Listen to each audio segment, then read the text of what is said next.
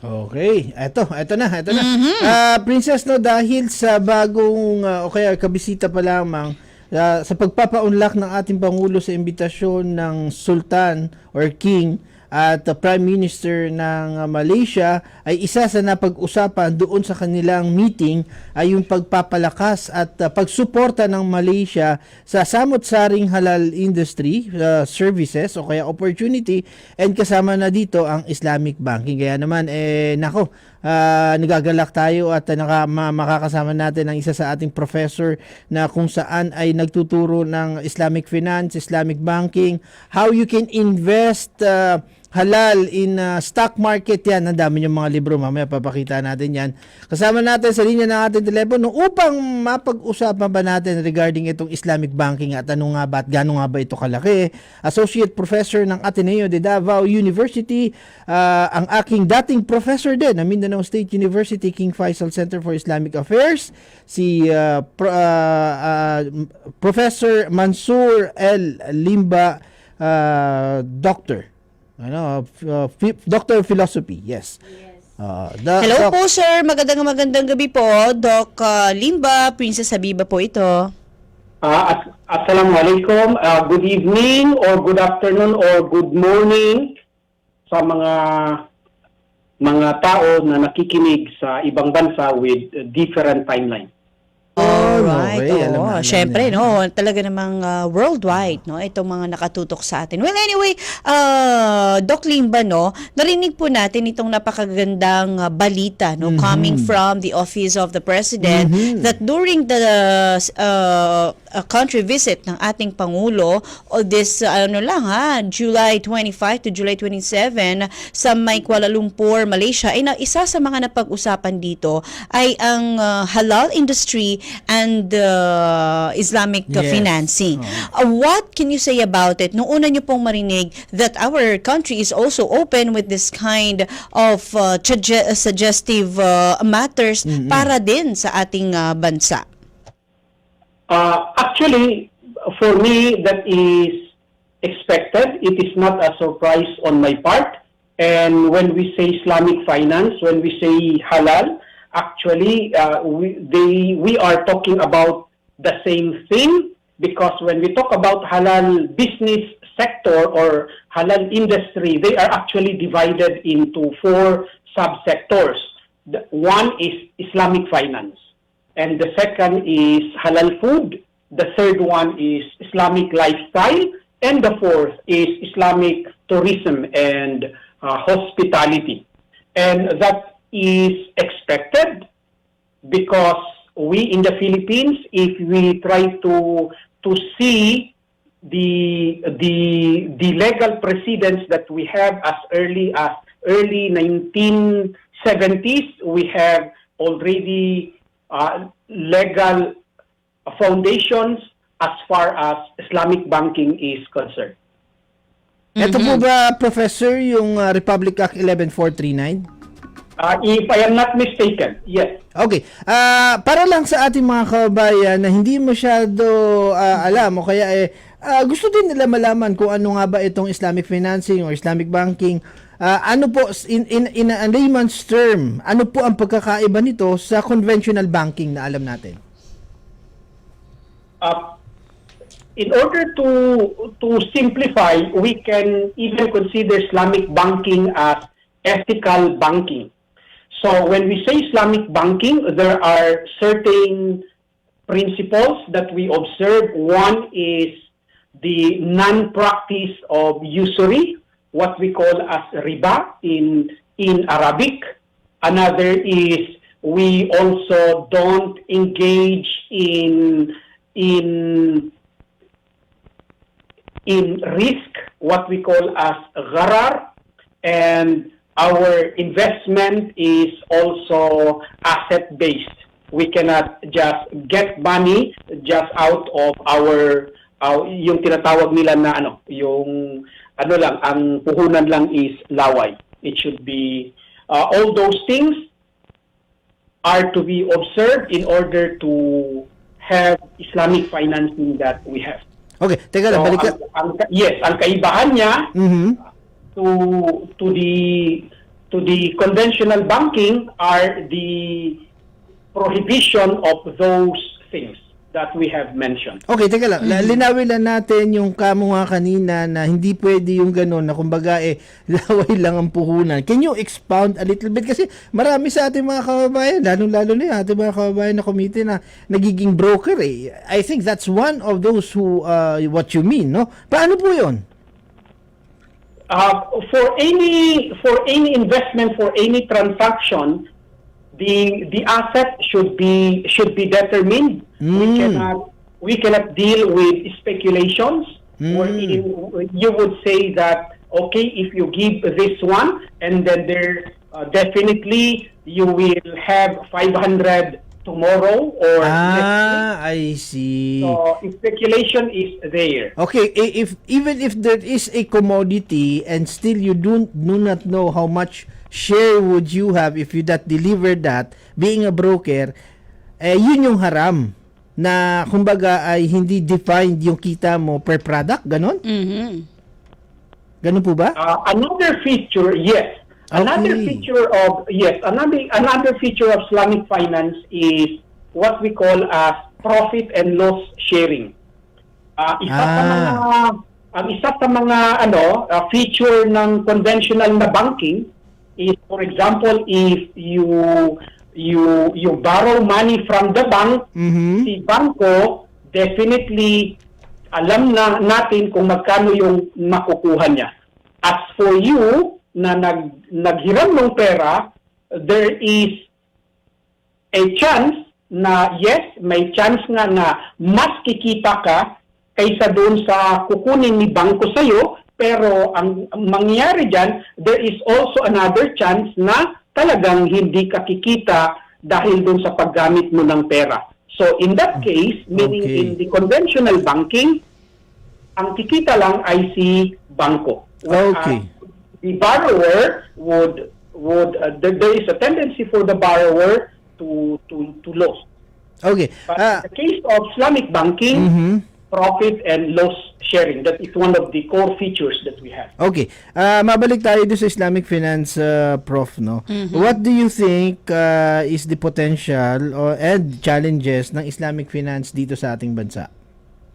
Okay, so napakarami. First, let us first talk about the opportunities or the bright side. You see, whenever we talk of any business, for that matter, we always talk about the two ends of the spectrum. When we say two ends of the spectrum, we are talking about the supply side as well as the demand side.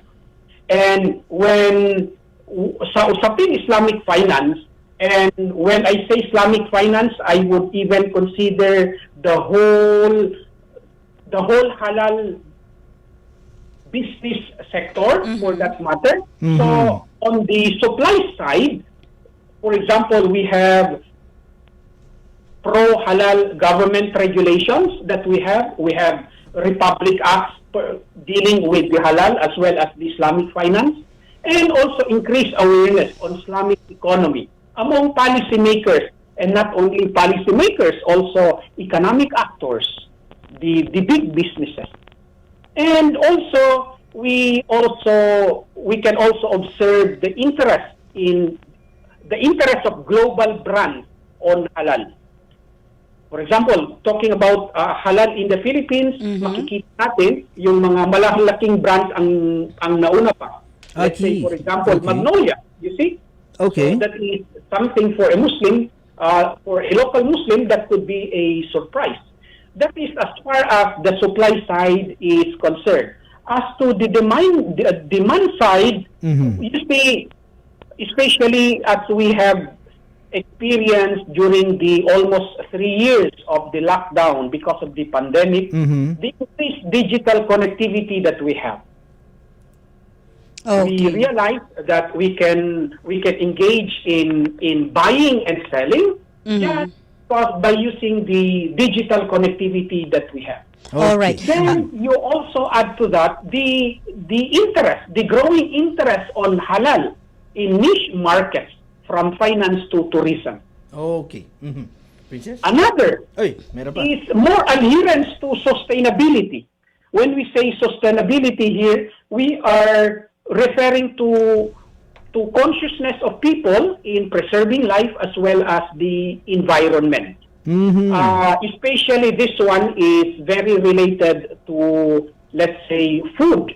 Because when we talk about halal, and in fact, we promoters or advocates of halal, we should lay down the foundation of halal not as a regular, not as a religious regulation, but rather it is about food security. It is about a higher food standard. So it is about food hygiene. Because when haram is mentioned in the Quran, in many cases it is also connected with tayyiba or tayyib, meaning pure or clean. Okay. Yes. And then we cannot deny the fact the growing Muslim population as far as the demand side is concerned. Okay, so itong mga nasabi natin, ito yung among the things that we could say the opportunities that we have. And the latest of that is the commitment of Malaysia to continue supporting the Philippines as far as halal industry is concerned. And when I say halal industry, Islamic finance is definitely one of them. Now, should I continue with the challenge? Yes, sir. Yes, sir. Go ahead. Okay. Yes, sir. So sa challenges naman, una-una is the same with the two spectrums, the two ends of the spectrum that we have mentioned. One is the demand. We Muslims or those who are advocating halal, sometimes we just be contented kung may nakita na tayong isang brand ng fast food na puro chicken, so enough na para sa atin yun. When we go to Thailand, for example, or when we go to Singapore, I am not mentioning Malaysia or Indonesia anymore or Brunei because the overwhelming majority of people in those countries are Muslims. I am citing Thailand and Singapore because our situation is more or less the same with them. Makikita natin yung, for example, if you go to the food court, I observed it personally. In Singapore, if you go to the food court, even the plates, the fork and spoon, there are separate division or section for if you eat, for example, halal, purely halal, and then you put those plates and plates. I am not mentioning of halal food, but those are just the plates, and because this is part of the concept of halal and tayyib.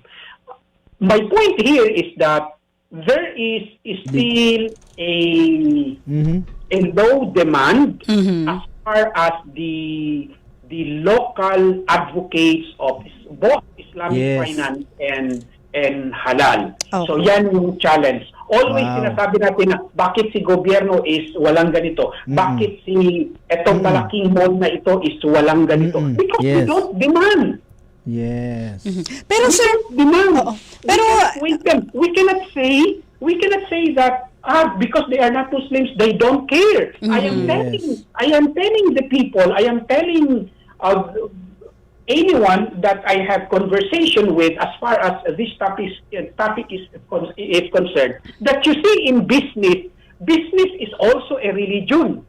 So Ibada, it's an ibada. Business is also a religion because in business there is a great idol, and that great idol is called gain. We call the great deity as God in our traditional religions, but in business they call it gain. And they have also the core article of faith or ruknul iman. And that article of faith of business is nothing but consumers' satisfaction. So since they also follow this, it's up to us to demand. Because once we demand, they will provide the supply. But since we don't demand, so they also don't provide the supply. All right. Prof, ito matanong ko lang no. In a answer na sabihin nating maiksi pero maintindihan ng ating mga non-Muslim brothers and sister. Gaano kahanda ang ating bansa na i-embrace ang Islamic banking now that it's on the talks, not only for today or since when the president visited Malaysia, but it has been a talk already for the long time na. The preliminary pillars are already in place, and we need to build if we liken it to a house, the pillars we have already. We need to develop the floor. We need to develop the ceiling as well as the wall. We cannot assume, or we should not assume, or we should not imagine that since we deal with Malaysia, or we have the promise of Malaysia to continue supporting us, that when we wake up the next day, then our Islamic finance is already okay. The reason is that when we see Malaysia, they have also undergone a long process of, I would even say, trial and error until such time that they have reached this stage, both in Islamic finance as well as in halal. So we also need to follow those and to learn from their experience. Okay. If we don't, yes, because if we don't learn from others' experiences, our experiences would serve as the lesson for others. Okay. And yun yung masakit. Okay. Prof, gaano ka-importante that we've been talking about halal ever since, no? Ever since it has been introduced to us, how important it is, ever since ika nga ay naging talk na siya. But now, kumbaga, compared to, marami naman on the former president na pinag-uusapan ito, pero eto na nalagay sa top agenda at talagang pinupush ni Pangulo na ito yung pwedeng maging window of opportunity sa ating in terms of our relationship with Malaysia. At my question is, paano to ka-importante? O kaya how would be the game, how the game would change na now the president is saying na we have to engage on this halal industry? Yes, we have to engage with the halal industry, but the preliminaries we need to strengthen. Ano yung mga preliminaries? One is promotion of it. And when we say promotion of it, not our promotion should not promotion and awareness. Export, it should not be just export oriented. I see. Let us deal with the parang ano yan parang prof, parang RA 10817 yung sinasabi mo Yes.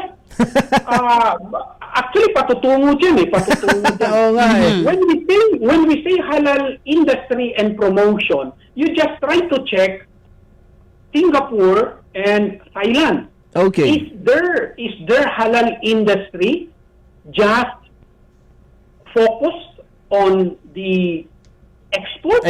Yes, definitely. Just like in Malaysia. It's general.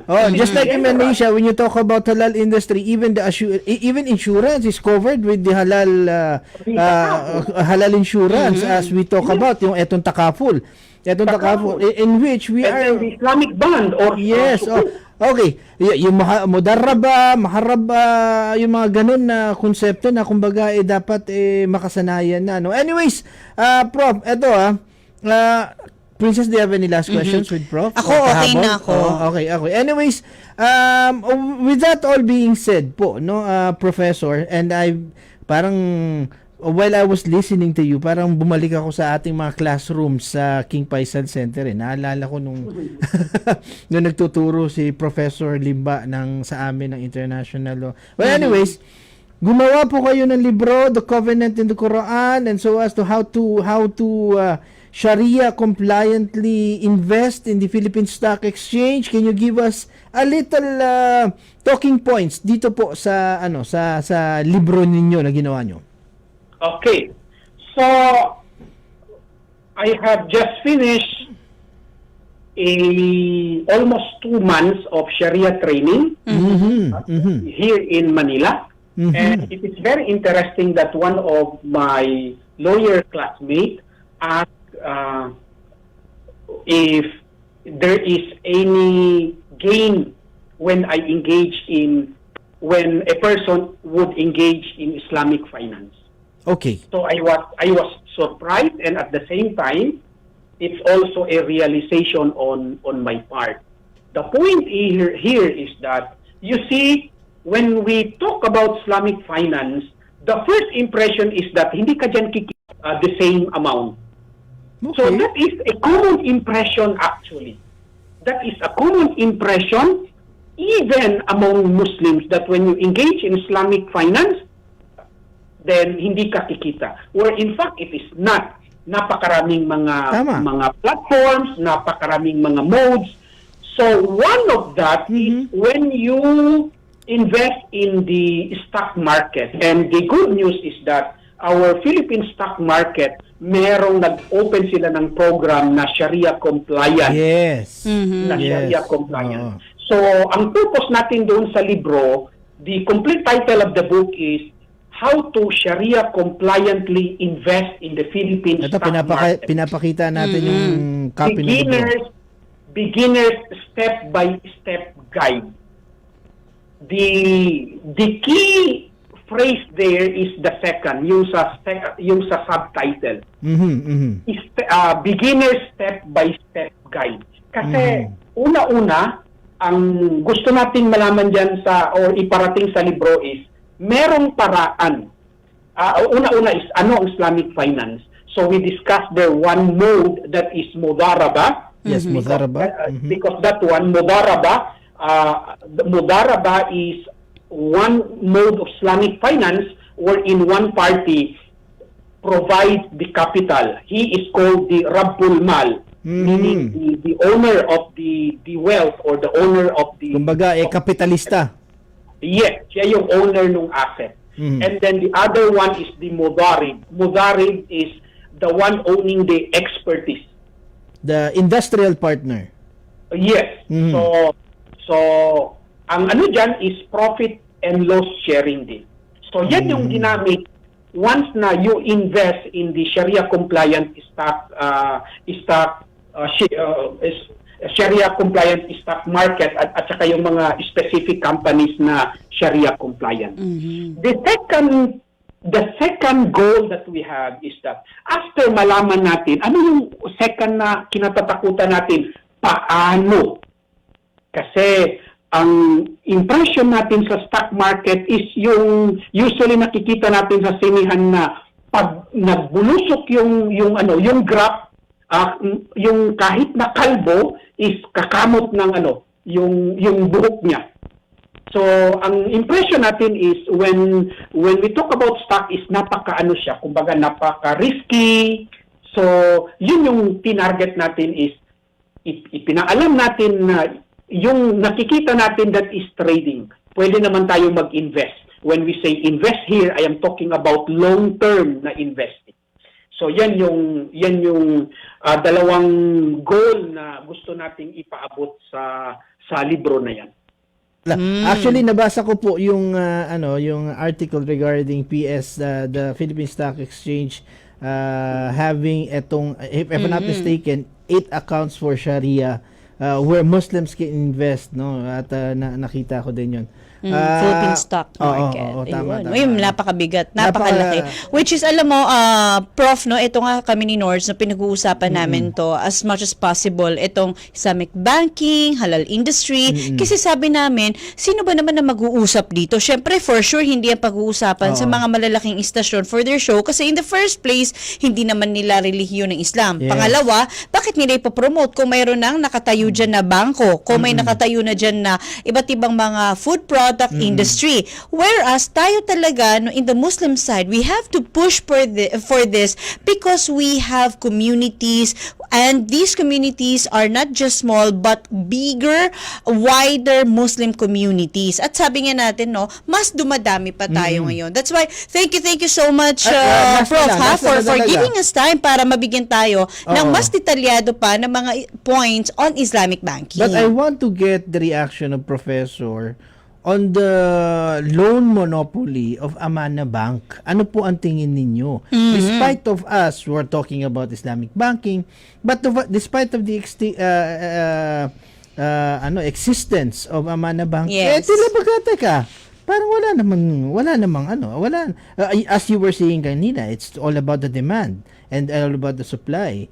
But there's a supply, there's a bank, pero we do not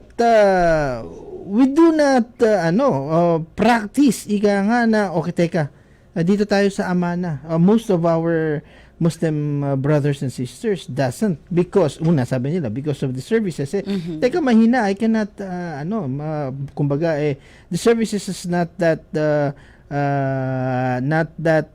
competitive with other conventional banks. Ano po ang nyo dito before namin po kayo bitawan? Sa maikli lamang na explanation, bakit po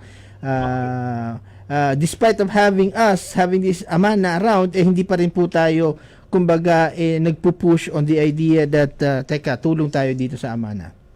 Okay. So 3 points I would like to share as my reaction. First is that you see, when you go to an office, you will have an impression of an office. Now I would challenge you to go to the Amana office, and then you will have a personal impression that you will have. The second is that you try to open an account, savings account, or investment account, whatever is there in Amana Bank, and then the following day you try to withdraw 50% of what you have deposited, and let us see if you can get it right away there. Kung hindi ba maghintay ka pa ng 3 days or 2 days, something like that. Okay. And the third one? The third one is related to the second one. Okay. Sa second one is makikita natin yung problema ng liquidity.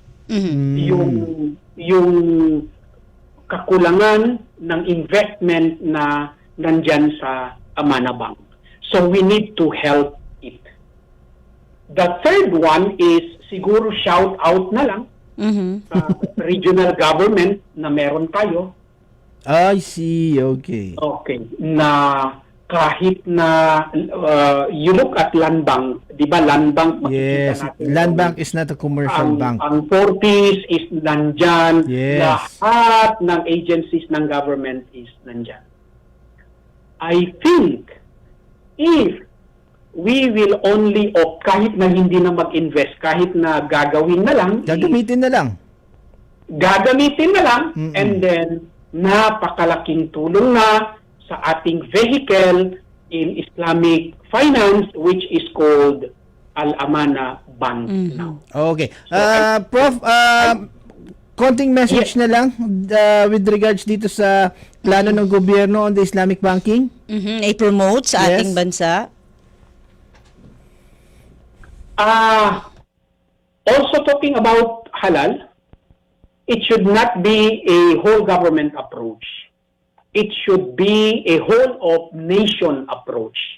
dapat na hindi lang gobyerno, hindi lang natin iasa sa gobyerno. Dapat na lahat, mga Muslims.